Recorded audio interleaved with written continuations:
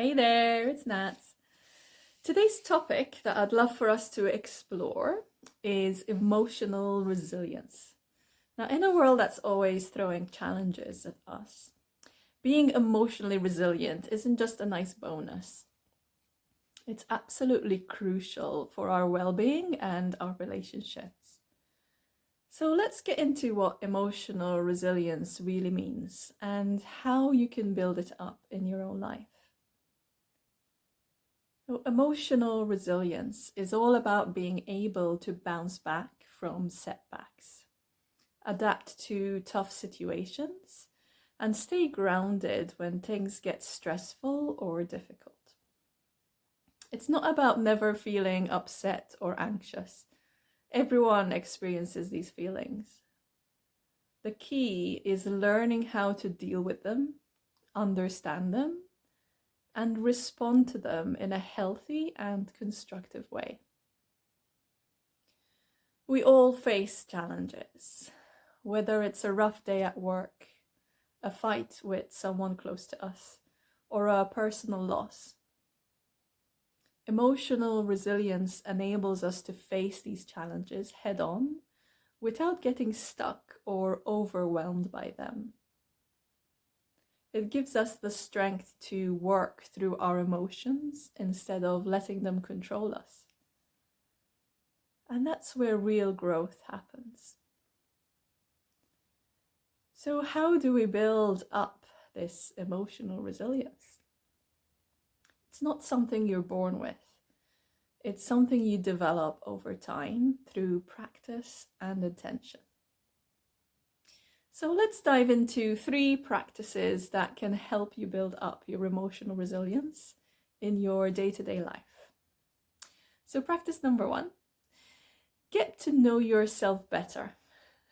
And this first step is being emotional resilience is becoming more self-aware. So take a moment each day to check in with yourself and see how you're feeling. Ask yourself questions like, what am I feeling right now? Where do I feel it in my body? It's easy to ignore or suppress our emotions, but by acknowledging them, we take the first step towards processing and releasing them. So try journaling about your emotions or just sitting quietly to reflect on how you're feeling.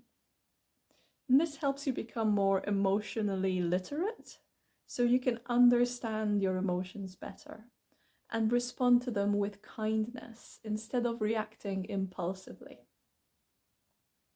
So practice number 2 is finding healthier ways to cope.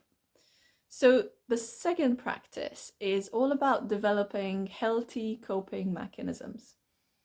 So when we're faced with tough emotions, it's tempting to fall into bad habits like overeating or avoidance, or even unhealthy behaviors like binge eating.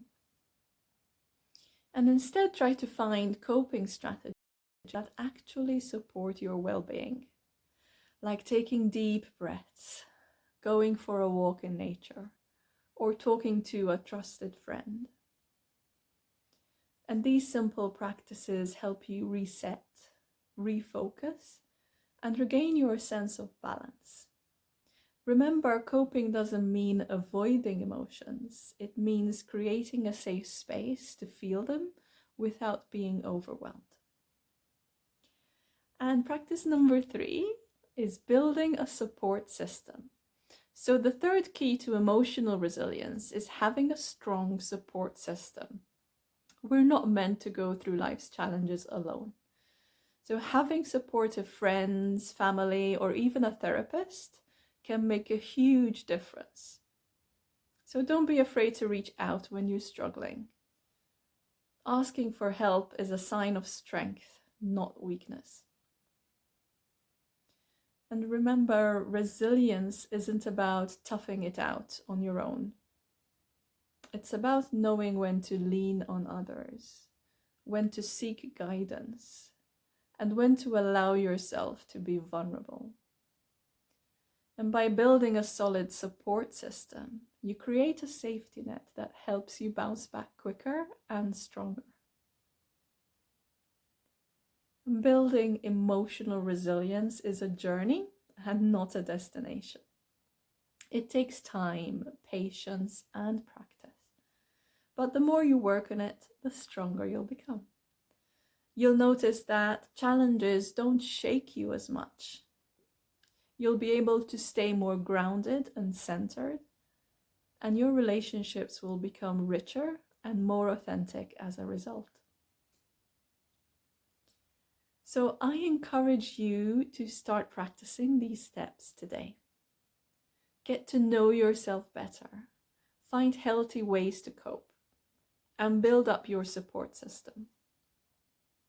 And with these tools, you'll develop the emotional resilience you need to navigate life's ups and downs with grace, strength, and clarity.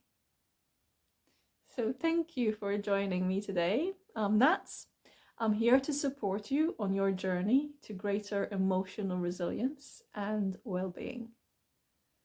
And if you've resonated with what I've shared today and would like to explore your emotional resilience further, then send me a message or book a connection call to discover what somatic intimacy can do to help you live a more emotionally resilient life.